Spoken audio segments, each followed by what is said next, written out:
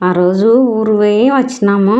పొద్దున్నే లేచి 4:30కి లేచి బండలు తుడుచుకొని ఇంట్లో పూజ చేసుకొని ఊరు పోయినా. నీట్గా పెట్టిపోయినా అనమాట. వచ్చినాక మైండ్ ఫ్రీగా ఉంటుంది ఇంట్లో నీట్గా ఉంటే. నేను వస్తలకి 7 అయింది. ఇంట్లో మొత్తం గారింది. ఇంకా అస్సలు చిరాకు అనిపించింది. నేను బయటకు వచ్చినప్పుడు ఇంట్లో నీట్గా ఉంటే నాకు బాగుంటుంది అనమాట. పొద్దున ఒక టిఫిన్ చేసుకొని పోయినాము.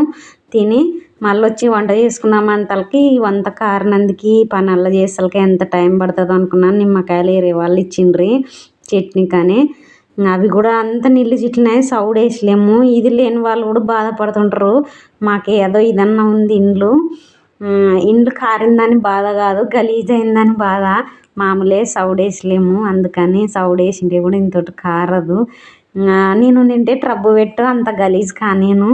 ఇప్పుడు తుడసాలంటే ఎంత టైం పట్టేది తెలియదు. 7 అయింది. 8 వరకు తుడిచి మళ్ళీ వంట చేసేది ఉంది. నీళ్ళు వచ్చినాయి. ఓ నాడు తప్ప నుంచి ఓ నాడు వస్తాయి నీళ్ళు.